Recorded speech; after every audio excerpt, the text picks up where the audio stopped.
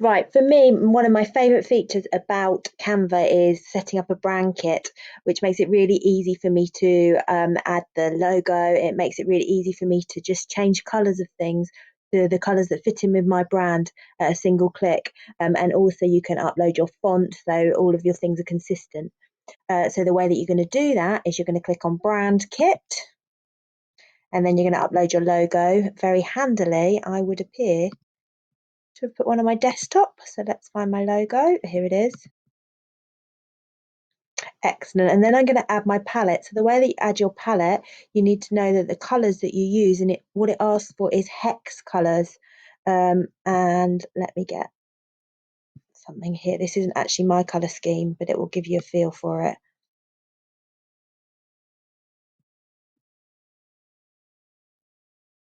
And you're literally just going to get your colour and you're going to paste it in there. And then I'm going to get another one, which is this green. And I'm going to paste it in there.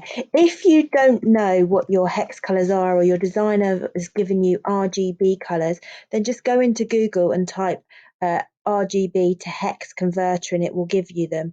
And if you don't know what colour you want, just have a play around until you find the colours that you do like.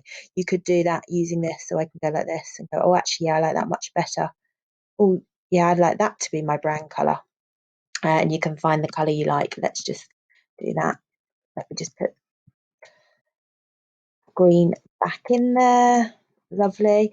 And then we can also choose your fonts. So you automatically get three font sizes: a heading, a subheader, and a body style. You don't need to be rigid with this. You can change it. But for me personally, I think it makes a lot of sense.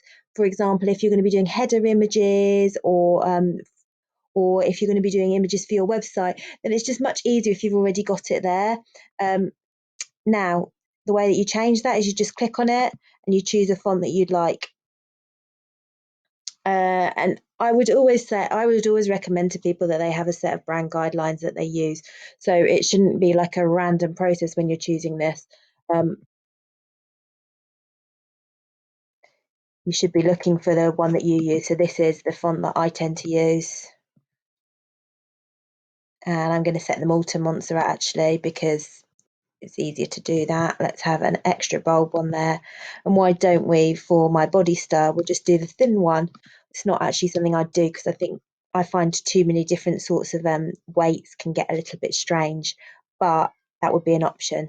So now I've done that and I've got my brand kit.